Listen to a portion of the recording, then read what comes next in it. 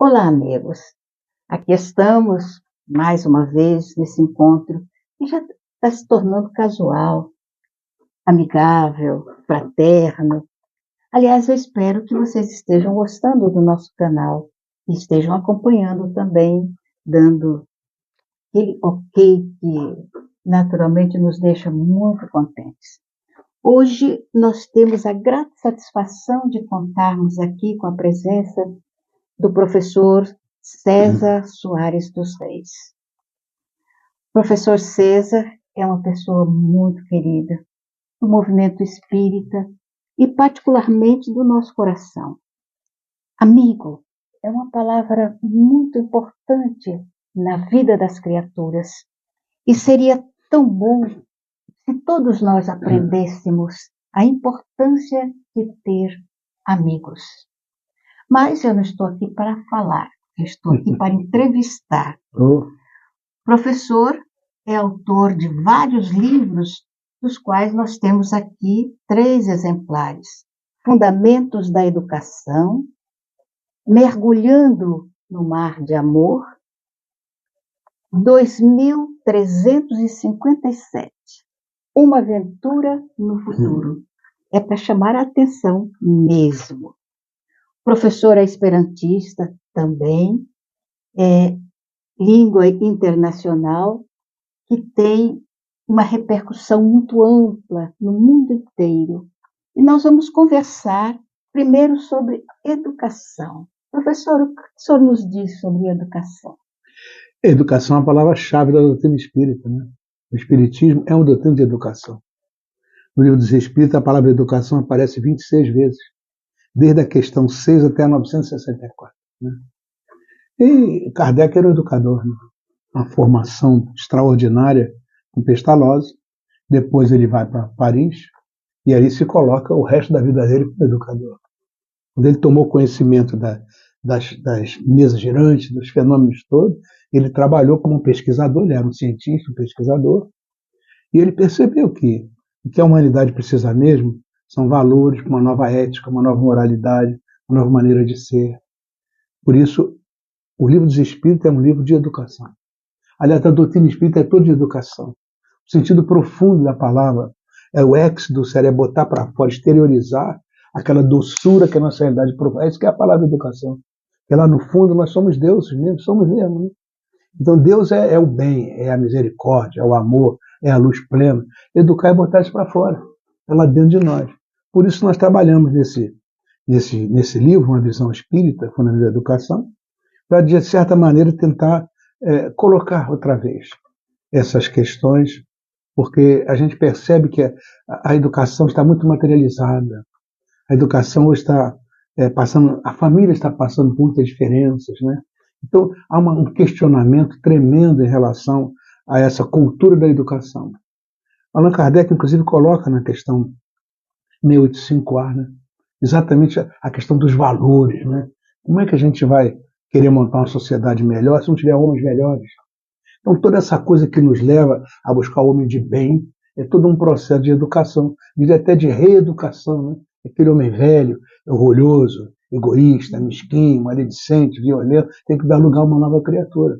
Aliás, a esse respeito, eu gostaria de fazer uma pergunta um tanto assim diferenciada.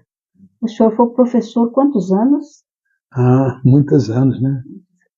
Então, qual a diferença que o senhor nota entre a educação da escola e a educação do lar? As diferenças são fundamentais, né? Porque a escola, sobretudo as nossas escolas, elas estão muito centradas na ideia da instrução. É nome, data, fórmula, equação, conceito, é isso. A educação do lar tem que ser muita educação do afeto, da ternura, da disciplina, da honorabilidade, essa coisa calorosa, né, em que a criança chega e a família, o lar, é uma espécie de trampolim, onde aquela criança vai agregar energias durante a infância, adolescência, quando chegar à idade adulta, ela deve estar pronta para exercer uma boa cidadania. Isso cabe muito à família, sabe? Embora a escola não tenha que se separar disso absolutamente. Né? O que a gente percebe é que os programas educacionais foram profundamente calcados na visão material, meramente material. Como se a pessoa fosse um balde que você vai enchendo de coisa. E os antigos já diziam, não, nós somos uma lareira, nós temos uma luz própria. Educar é colocar gravetos. Graveto da honorabilidade, do respeito, da disciplina, tudo isso com muito calor, com muito afeto. E um dia aquela lareira pega fogo nos gravetos e a pessoa vai andar nas ruas oferecendo calor e luz a todos aqueles que dela se aproximam. Essa é a ideia fundamentalmente da família, do lar, né? Fundamental. Aliás, isso é um dos valores que nós discutimos bastante nesse livro aí. Porque se porventura a família realizar os seus deveres, naturalmente a escola vai sentir também o reflexo desse projeto de educação. Eu me recordo do meu tempo de criança, dos professores daquela época, sim, onde havia um relacionamento muito afetivo também e de muito respeito. Respeitávamos os nossos professores. Então, eu acredito que hoje está um pouco complicado isso. O que é que o Espiritismo pode fazer para colaborar com a educação no âmbito geral? A primeira coisa é que nós espíritas temos que dar o exemplo, né?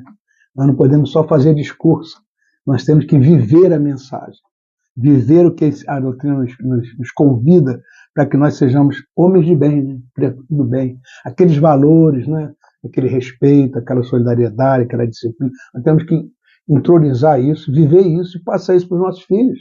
Passa isso para as pessoas que estão à nossa volta. E se é professor, passa isso para os alunos.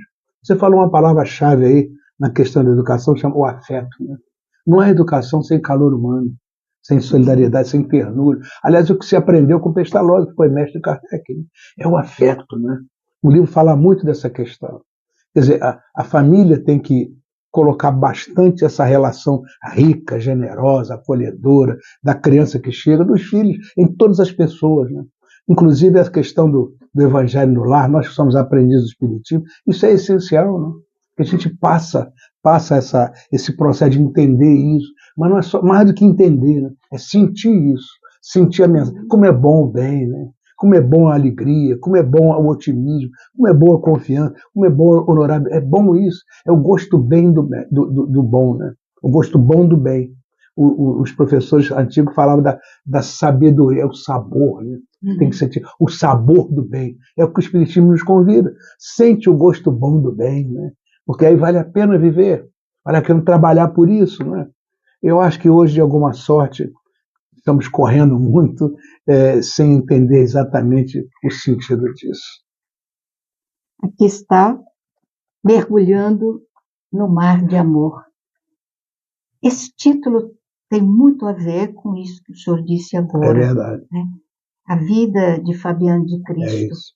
A gente vê como a religião marcou também a vida das criaturas, mas não num cômputo geral. Determinadas criaturas marcaram bastante a alma da gente. Fabiano de Cristo foi um deles? Sim, Fabiano de Cristo, ele é a reencarnação de José de Anchieta.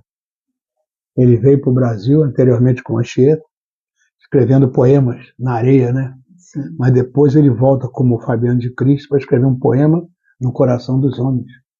É a diferença fundamental, sabe? Ele nasceu em Portugal, lá bem no norte, quase na Espanha, né?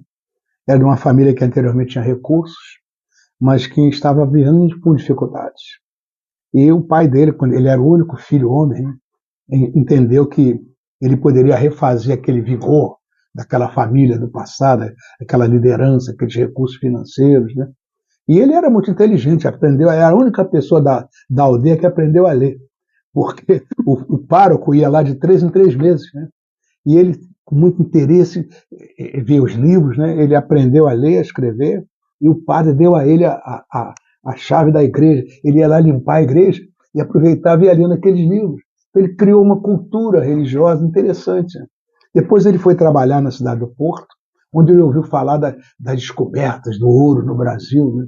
Ele sentiu um negócio dentro dele, tinha que vir para cá. Naquela época, o pessoal estava arrancando ouro, né? O ouro daqui. E o pessoal vinha para cá, vinha para o Brasil só para tirar o ouro. Então ele montou uma empresa para levar para o Brasil, de Portugal para o Brasil, os embutidos, né? Comida, roupa, couro, sapatos, né? E ele fazia troca. Isso chegava em Paraty, onde as coisas chegavam, botava no lombo de burro e subia a Serra da Mantiqueira. E ele ia trocando, trocava por ouro. Ele ficou riquíssimo em muito pouco tempo. Mas, ao mesmo tempo, ele viu a tragédia das minas, das catas, das faisqueiras, porque era aquele ambiente da escravidão do negro, escravidão do índio, a prostituição, a matança, sabe? A ambição. Ele disse, isso não está dentro de mim. Né? E um dia ele veio ao Rio de Janeiro e conheceu o convento dos franciscanos, que existe até hoje aqui. Né? E ele achou aquela vida dos franciscanos, da simplicidade, da modéstia. Né? É isso que eu quero. Então ele voltou para Paraty, depois deu tudo para os pobres, para a família, para a igreja. Foi em Angra dos Reis, ele fez o noviciado dele. Passou um ano lá dentro, e aí o nome dele era Barbosa, né? Zé Barbosa, João Barbosa, mas ele passou a chamar Fabiano, mudou de nome, e ele espelhava de tal maneira as virtudes de Jesus, passou a ser o Fabiano de Cristo. Passou o resto da vida dele aqui no Rio de Janeiro, né? Era o convento de Santo Antônio, ele atendia, era inicialmente porteiro. Porteiro era uma função importante, que recebia o foragido, o escravizado, o índio fugido, né? Mas depois vinha o dono do índio, o dono do escravo, e ele tinha que negociar, e ele era muito hábil nisso aí. Depois ele foi ser auxiliar de enfermagem, e as pessoas ficaram espantadas, porque lá nos fundos do convento tinha uma mina com água, e ele pegava a água e rezava a água. Aí ia dar água para os doentes. Os médicos diziam, os nossos remédios não curam, mas as aguinhas do Fabiano, estas curam. Olha, que espírito maravilhoso, né? E assim ele viveu a vida inteira dele, de doação, de entrega. Era um mar de amor, a vida dele era um mar de amor. Onde ele chegava, ele tinha uma doença nas pernas, as pernas ficavam muito inchadas, cheirava mal. E queriam cuidar, chamavam os médicos, então ele rezava. E ao invés daquele cheiro das feridas, vinha cheiro de rosas. Aliás, quando ele desencarnou, o convento inteiro ficou com aquele cheiro de rosas. O povo fazia fila, que ele atendia ao escravo, atendia ao índio, atendia ao doente, ao miserável, atendia ao governador, ao vice-governador, ao vice-rei, atendia aos ricos e aos pobres, a todo mundo. Quando chegava no final do dia, depois de um dia inteiro de trabalho, ele pegava as aguinhas dele, um pouco de pão, alguma coisa que ele conseguia, e ele ia andando lá onde ficava o convento, até onde hoje é a Praça 15, a pé, com aquelas pernas inchadas, com a corcova, né? E ele ia distribuir as coisas para as crianças. As favelas estavam nascendo no Rio de Janeiro. Iria distribuir as coisas. No fim, ele cantava e dançava com as crianças, não com aquelas pernas. Isso é o Fabiano de Cristo. É uma criatura tão especial que nós tivemos o privilégio de escrever esse livro, descrevendo essa criatura incrivelmente construtora do Brasil novo, porque ele é um exemplo efetivo para essa nova era. Né? Kardec diz que nós, os espíritas, em nossas mãos está o trabalho de preparar a Terra para a transformação. Isso. O senhor acredita que a gente esteja realmente realizando essa tarefa? Eu acho que isso ainda aparece muito pouco, sabe? Mas há uma quantidade bastante considerável de pessoas que estão trabalhando por isso, sabe? E estão se modificando, estão absorvendo esses conceitos, esses valores, estão vivendo isso. Isso tem um poder irradiador muito interessante, sabe? Existem pensadores hoje que nos falam dessa comunicação não verbal. Estão descrevendo essa aura que fica em torno da pessoa como ondas, que são ondas de amorosidade, de equilíbrio, de harmonia. São ondas curtas. E essas ondas se espalham, não ficam com a gente, se espalham. E elas vão alcançando outras criaturas que acabam sintonizando e são puxadas para isso, sabe?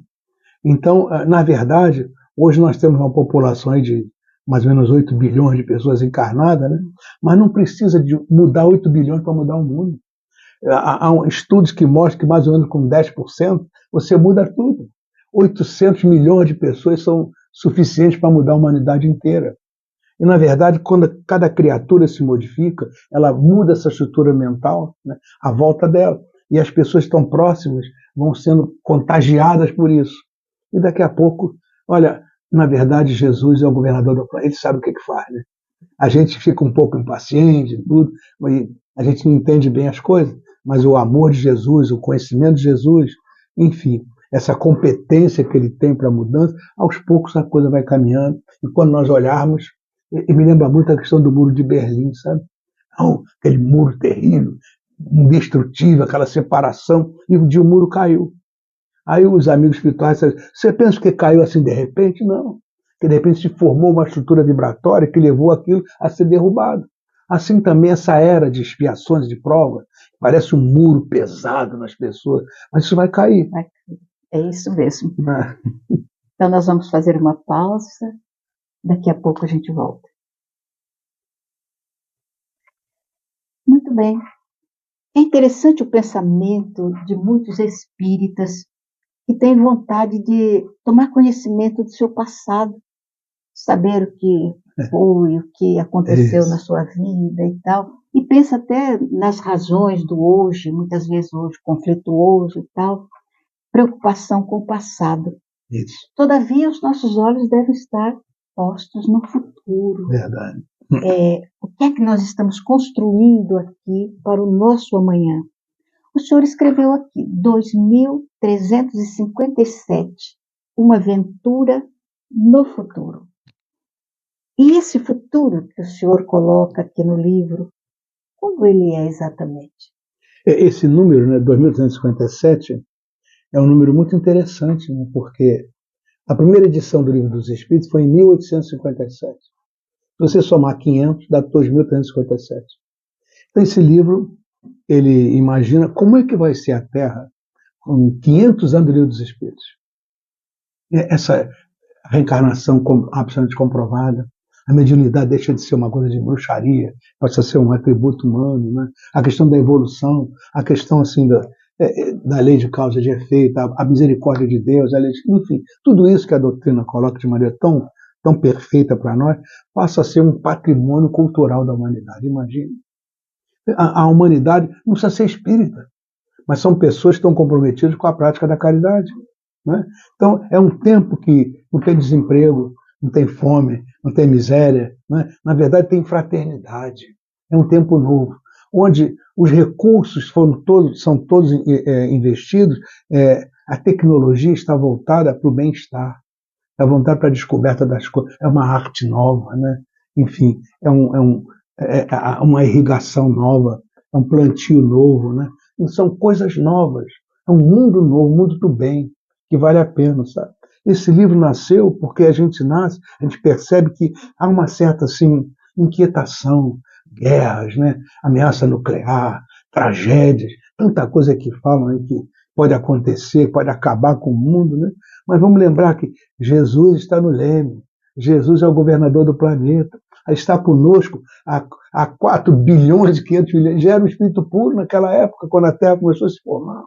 Ele trabalhou na organização da estrutura da vida na Terra, desde os elementos mais elementares, mais primitivos, até os mais sofisticados. Conduziu todo o processo que ia permitir sair dos macacóides, para os antropóides, para os humanoides, depois para o ser humano que somos nós. A gente começar a nossa trajetória, como simples, ignorando as primeiras encarnações, e chegar a um nível superior de vibrações, né? Um nível elevado. E é ele que é o nosso pastor, né? Cuidando da gente. Como é que a gente vai duvidar de Jesus? Então, essa inquietação é natural que a gente tem, porque a gente enxerga pouco. Mas o olhar de Jesus está lá longe, né? Para onde é que nós vamos? Então, nós recebemos as visitas dos missionários, que nos orientam, que nos instruem, né? Que ao mesmo tempo que a ciência vai se desenvolvendo, a tecnologia vai crescendo, mas também a amorosidade vai crescendo. Existe hoje muito amor no mundo, sabe? Na verdade, o amor não tem mídia. Enquanto o crime tem mídia, né? A corrupção tem mídia, essa coisa toda que degrada a vida humana está o tempo todo na televisão, no rádio, no cinema, e muita gente fazendo bem, muita gente se envolvendo com o amor ao próximo, mas tem muita gente. E, graças a Deus, isso é um número crescente, né? Só que isso não aparece, não tem muita divulgação, mas isso está funcionando, crescendo, se desenvolvendo. Veja, hoje antigamente a gente maltratava os animais, né? Hoje tem o pet, né? As pessoas cuidando dos animais, né? Antigamente aceitava-se o aborto. Hoje em dia é uma uma discussão muito grande quanto a isso, né? Antigamente tinha os duelos, né? Hoje em dia ninguém aceita mais essas coisas. O mundo vai melhorando e muita coisa boa e melhor, cada vez mais. O livro fala dessas coisas. E, na verdade, ele mostra como é que isso foi acontecendo, as pessoas que vieram, né? Os espíritos que chegaram, né? Ele fala por exemplo, de Mahatma Gandhi, né? Fala de Francisco de Assis, né? Com o seu exemplo, com a sua vida, a sua maneira de ser, a Madame Curie, né? Trouxeram assim orientações, diretrizes, viveram a mensagem, né? Sacrificar a própria vida, muitas vezes, né? Para poder colocar para a humanidade um patamar novo de coisa. Hoje, quando nós falamos em radioterapia, que cura tanto câncer, começou com Madame Curie, que morreu de câncer, né? Com pesquisas dia e noite, vivendo naquele lugar tão difícil nos arredores de Paris, um frio tremendo, ela pesquisando para encontrar uma substância que emitia radiação, né? Quer dizer, um espírito maravilhoso. Isso está em toda parte. Então, está mostrando que Jesus, de vez em quando, ele manda as pessoas, né, os espíritos para aqui, são verdadeiras alavancas que vão mudando as coisas. Né? Como aconteceu, por exemplo, na Idade Média, terrível, né? Mas ele mandou para lá o pessoal da estatuária, né? O pessoal da beleza, os artistas, depois vieram os músicos, trazendo harmonia e beleza à humanidade. É a metodologia de Jesus. Então o livro mostra que daqui a 500 anos, essa metodologia de Jesus está implantada na Terra e nós podemos realmente sonhar com esse tempo novo, que vai ser um tempo do bem, de fartura, de alegria, de felicidade para todos, onde nós vamos poder trafegar mais claramente na direção da luz para a qual nós fomos criados. Isso como teve o século de Otávio, onde essa beleza toda cresceu, pode ser que tenha mais um século aqui para a gente também de beleza. Mas é importante, professor, a gente lembrar que o objetivo do Espiritismo é também elevar o ser humano. Sim. Nós precisamos lembrar, eu me lembrar, o senhor, e lembrarmos as outras pessoas da importância individual. Sim. De cada criatura buscar o seu melhor, o seu mundo interior, a sua transformação, objetivando angariar virtudes. Certamente. E dessa forma a gente vai fazer um todo. A casa espírita chamando a atenção para a fraternidade, para essa convivência harmônica entre as pessoas díspares, porque nós não somos todos iguais. Lógico. Então a gente conviver com a diferença. É isso mesmo. Está aqui nesse projeto de educação, né, os fundamentos da educação. Exatamente. Essa educação de cada pessoa. Eu começar a pensar em tratar bem a cada criatura que se aproxima de mim. Educar a minha voz, educar o olhar, porque o olhar diz muita coisa. É verdade. Está tudo isso na educação. É isso aí, é verdade. A verdade, nós vivemos uma coletividade, mas ela cresce com o crescimento das individualidades. Nós não podemos abrir mão da nossa reforma íntima, da nossa transformação interior. Isso é absolutamente essencial. Né? É o processo da autoeducação que vai nos ajudar a educar os que estão à nossa volta também. É sempre o exemplo. É sempre isso que é fundamental, incorporar, né?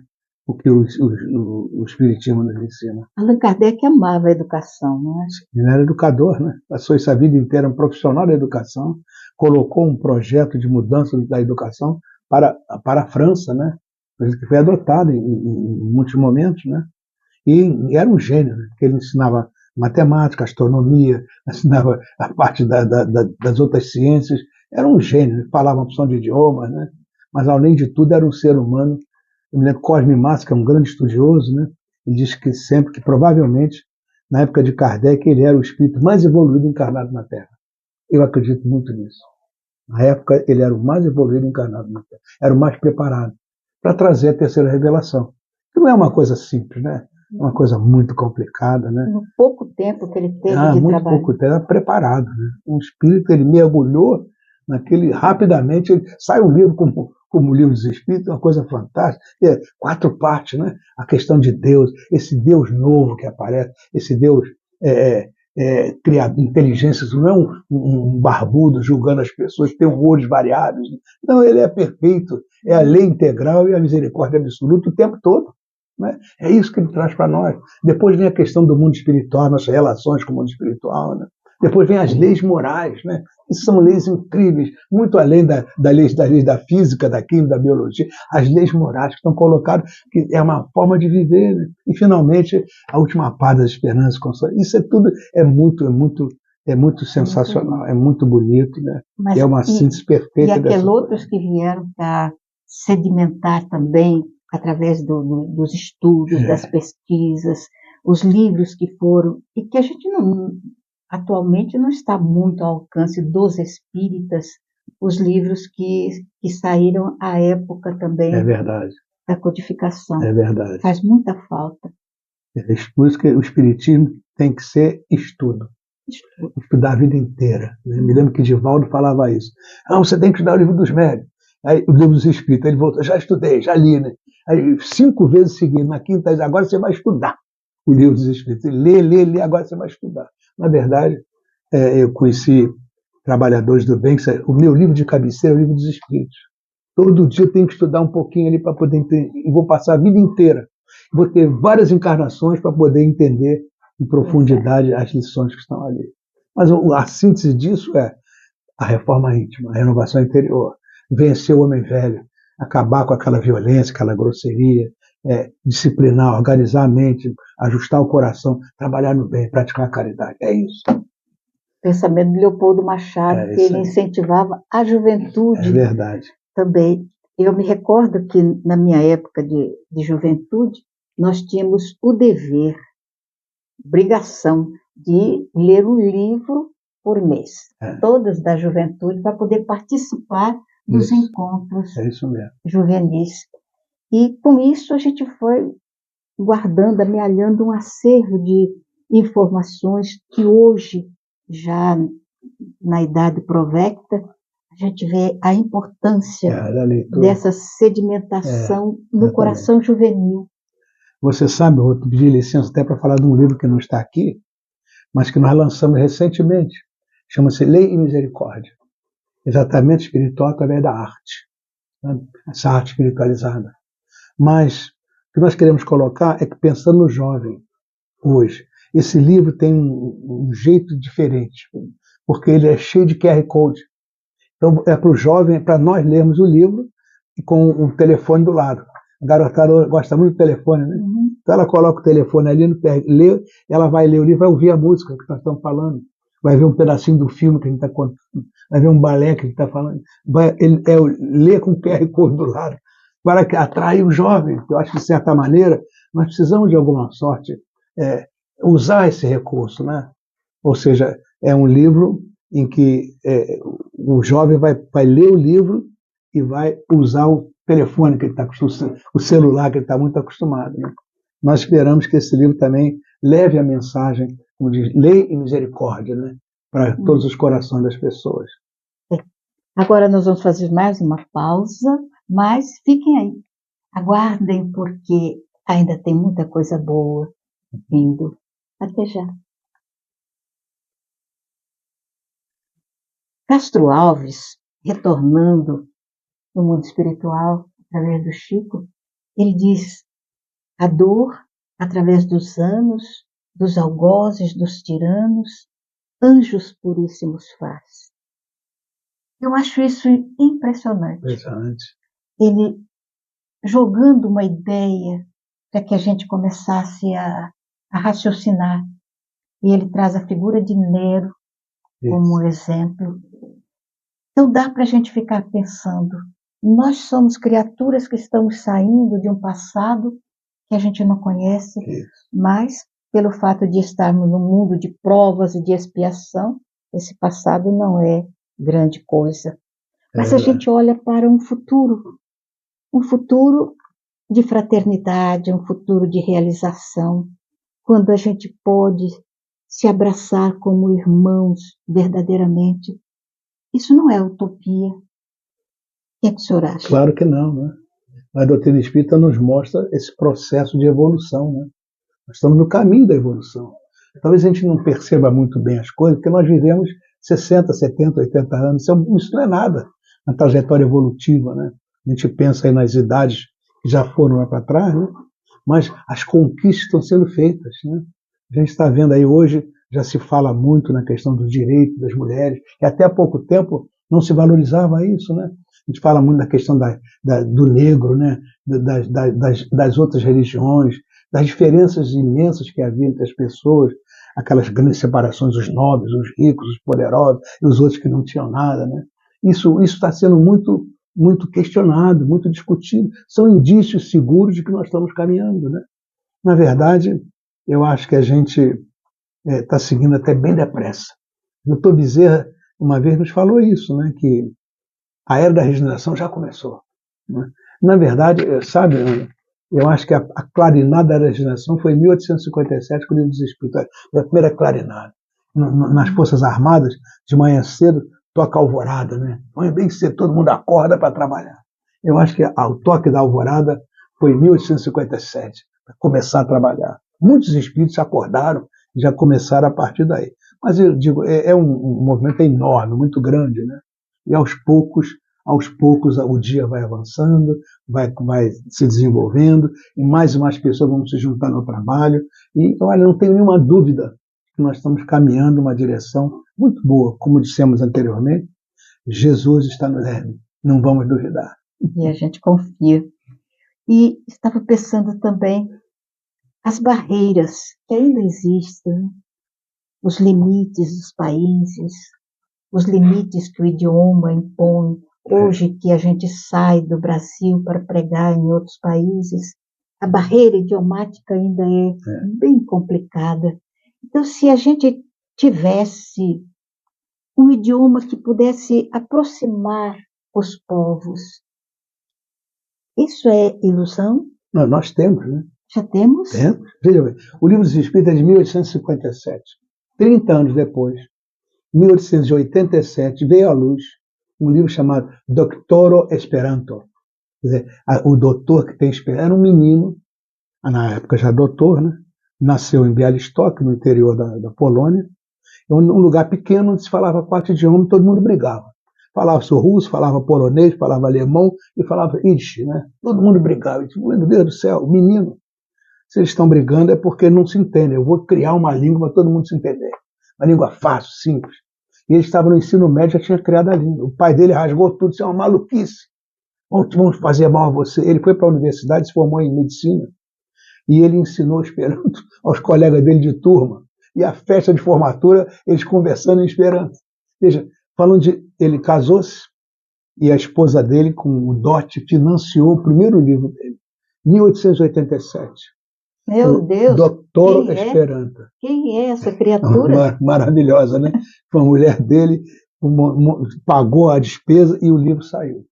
E olha, naquela época, 87, não tinha internet, não tinha televisão, não tinha rádio, não tinha nada disso aí. Era um jornal, tinha palavra, o livro. Pois bem, em 1905, muito pouco tempo depois, né, realizou-se o primeiro Congresso Mundial de Esperanto, no sul da França, num lugar chamado Boulogne-sur-Mer. E é interessante que esse homem, Zamenhof, Lázaro Zamenhof, vê como Jesus encaminha as coisas. Estou tentando colocar 1857, Kardec lança o Livro dos Espíritos, e aí vem toda a codificação ao longo daquele final de ano, até a desencarnação dele, e o trabalho começou a se desenvolver. Depois vem Leodeni, e vem aqueles seguidores, aqueles trabalhadores todos desenvolvendo essa ideia. Um pouco tempo depois, 30 anos depois, que isso não é nada, vem um menino e lança o livro, o Esperanto, uma língua neutra.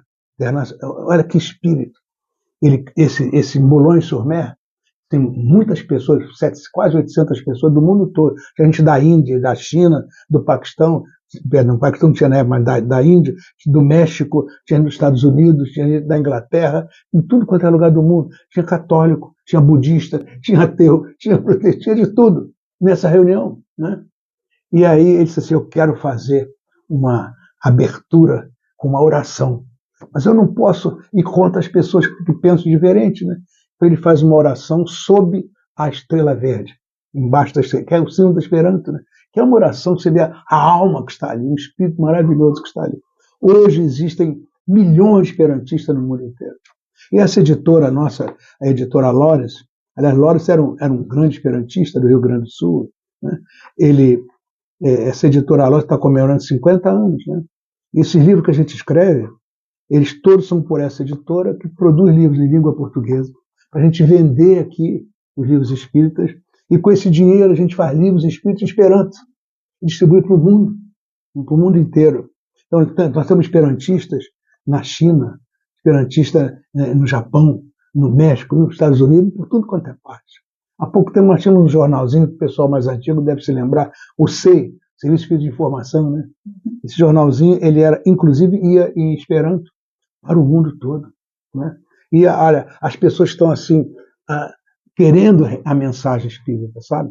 Então os livros são feitos em Esperanto, de maneira simples, tranquila, para que as pessoas possam receber, e é por isso que a gente faz esse livro em português, para arrumar dinheiro para produzir livros de Esperanto e distribuir a doutrina espírita no mundo inteiro.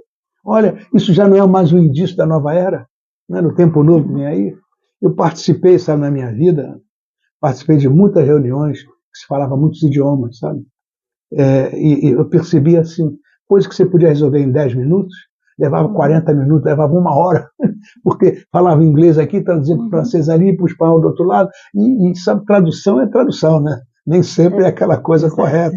Então, o Esperanto é para isso, sabe?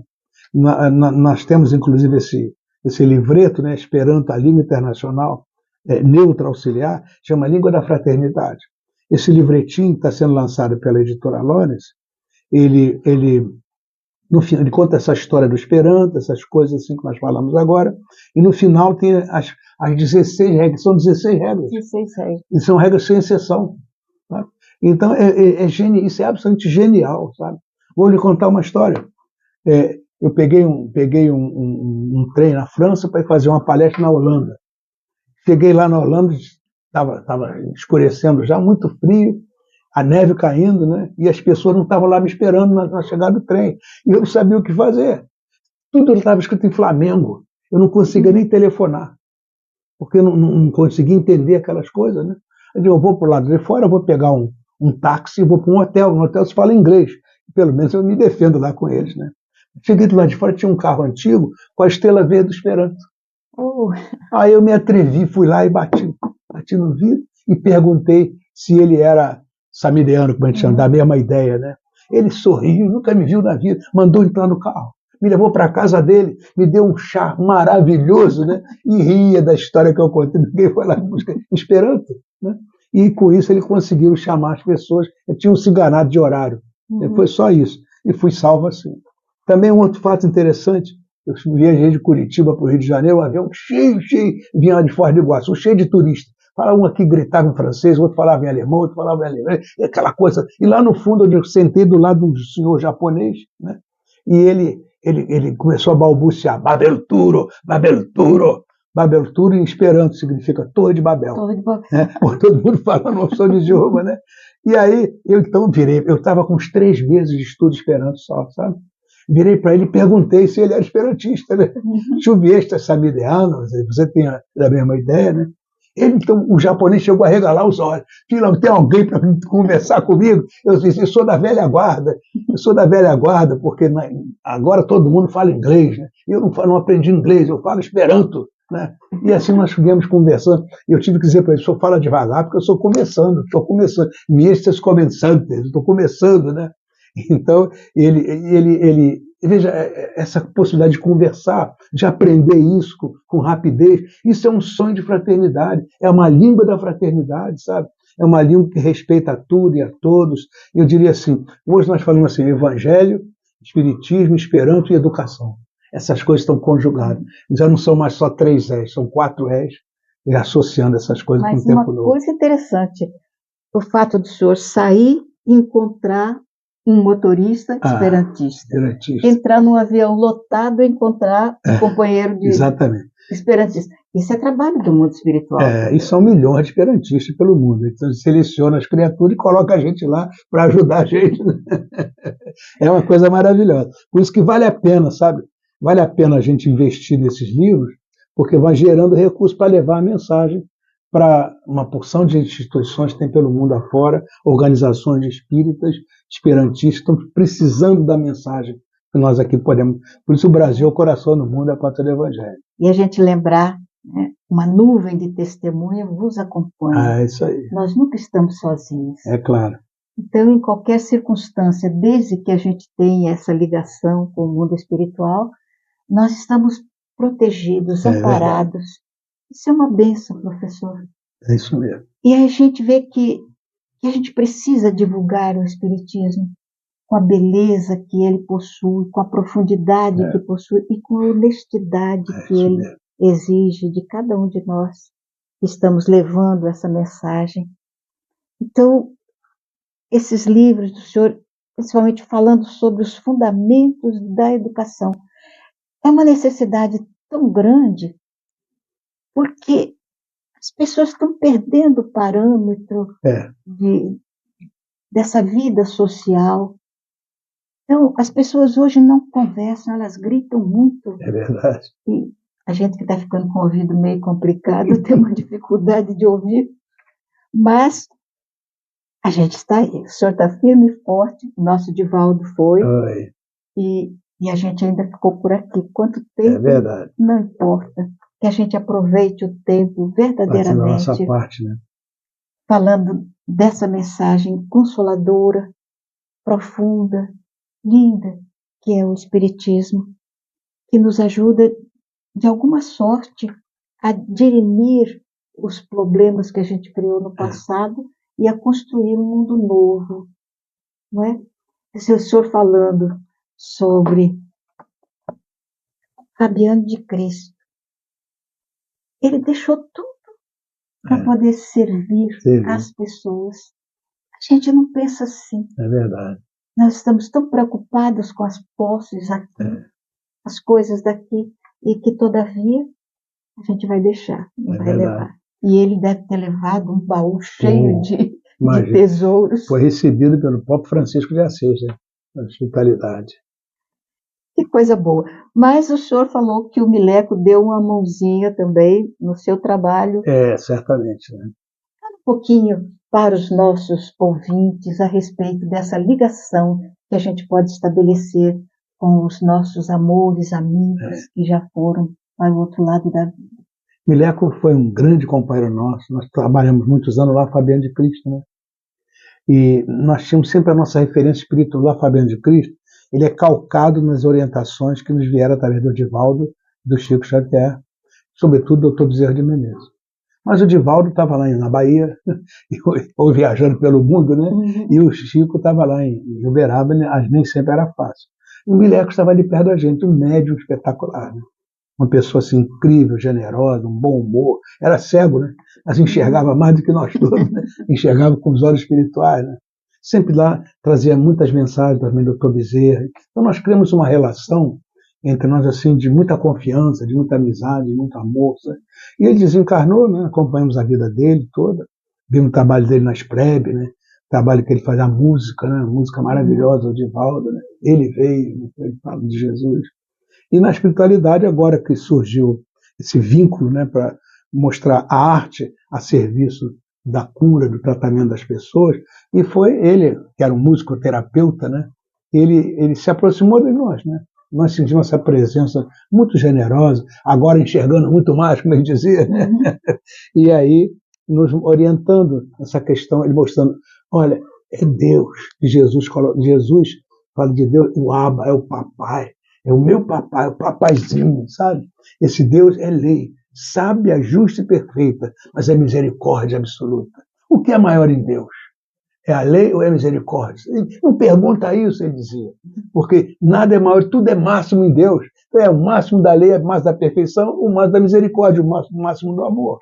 É isso que está colocado para as suas criaturas, para a criação. E Jesus é o portador que vincula esse amor de Deus para as suas criaturas, para todos nós. Confia nisso, dizer, confia nisso.